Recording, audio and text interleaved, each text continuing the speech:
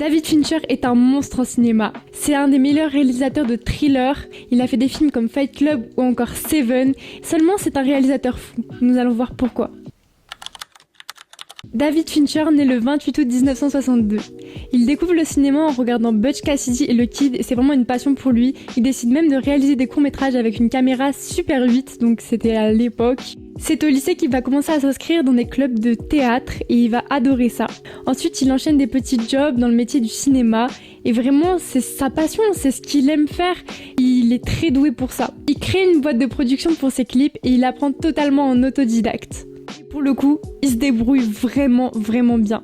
Tellement bien qu'il va se faire embaucher à ILM, l'Institut d'effets spéciaux de George Lucas. Et là, il va apprendre tellement de choses. Vous voyez l'effet spéciaux dans Panic Room où la caméra passe dans la porte?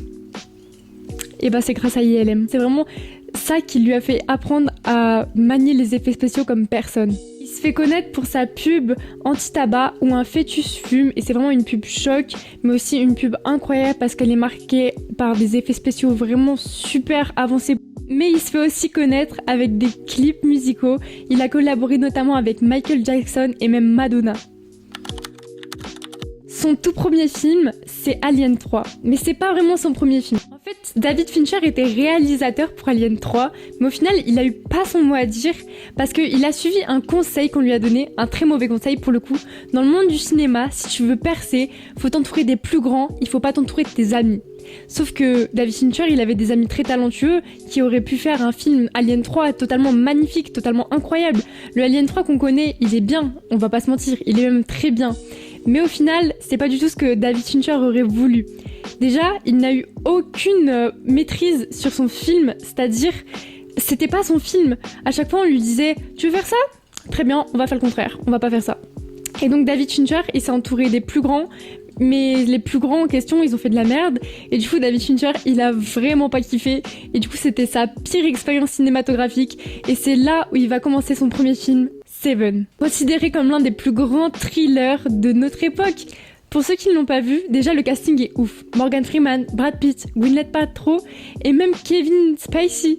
David Fincher a réuni les plus grands pour faire l'un des plus grands thrillers psychologiques sur le meurtre. Pour résumer vite fait le film, c'est l'histoire d'un tueur en série qui tue ses victimes comme si c'était des péchés capitaux.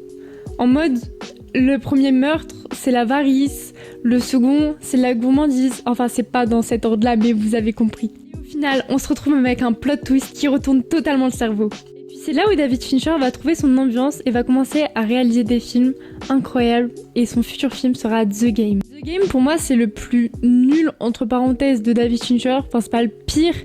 Mais je compte pas les deux derniers, Manque et The Killer, parce que pour moi c'est pas des films de David Fincher, c'est juste des films qu'il a fait pour l'argent, pour Netflix. J'ai pas vu Manque, mais The Killer... Enfin bref, The Game, c'est toujours avec un plot twist qui te retourne le cerveau. Mais par contre, il est un peu bizarre ce film, je l'ai pas trop aimé. Il y a des très bons acteurs, il y a par exemple Michael Douglas, mais pareil, c'est pas un film que j'ai plus apprécié que ça. Après, je vous invite à le regarder parce que le plot twist est quand même magistral. Mais c'est pas le film que je vous conseillerais le plus de David Fincher, c'est le film qui va suivre. Fight Club, c'est le film qui a fait connaître David Fincher en 1999, après Seven bien entendu. Et c'est un film avec Brad Pitt, Edward Norton et Helena Bonham Carter. Donc déjà le casting est fou, mais en plus le film est magnifique, magistral, avec un plot twist qui te retourne le cerveau. Fight Club, pour ceux qui l'ont pas vu, c'est le film culte à voir, peut-être le film vu et revu, peut-être le film pas très original, mais pour l'époque c'était tellement original et tellement bien fait. C'était pas un film culte dès sa sortie parce que les gens l'ont trouvé trop problématique, mais je vous assure qu'il vaut le coup.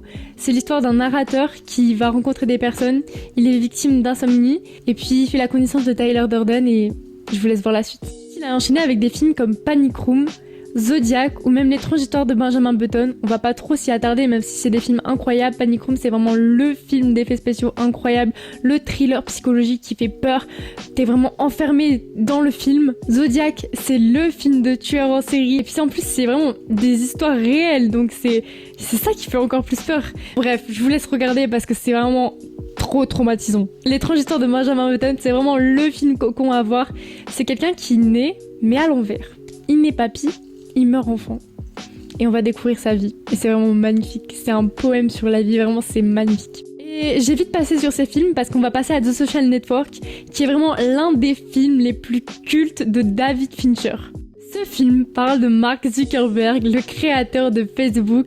C'est une biographie et pour ceux qui ne l'ont pas vu, je vous invite à le regarder parce que c'est un film total. Il est oscarisé pour le montage, la musique et le meilleur scénario adapté. C'est vraiment un film total, c'est-à-dire il est parfait dans tous les domaines. Pour ce film culte, David Fincher joue entre des passages du procès et des flashbacks de sa vie qui l'ont amené à devenir l'un des plus riches hommes, mais aussi l'un des plus... comment dire?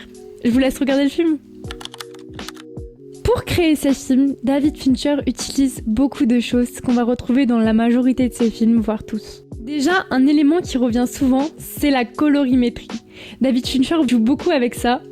Il utilise soit des tons un peu jaunâtres comme dans Seven, soit un peu verdâtre, bleuâtre comme dans Gone Girl ou même Fight Club. Ah ouais, Gone Girl, je vous en ai pas parlé, mais c'est vraiment l'un des meilleurs films qui parle des rages féminines et en même temps de plein de choses assez affreuses avec un plot twist à la fin. Je vous laisserai regarder, mais waouh! Pour ça, jamais je vais me marier. Ensuite, les plot twists. Mais bien sûr, la majorité des films de David Fincher sont faits avec des plot twists. Enfin, peut-être pas la majorité, mais beaucoup de ses films. Il y a par exemple Seven, Fight Club, The Game, Gone Girl.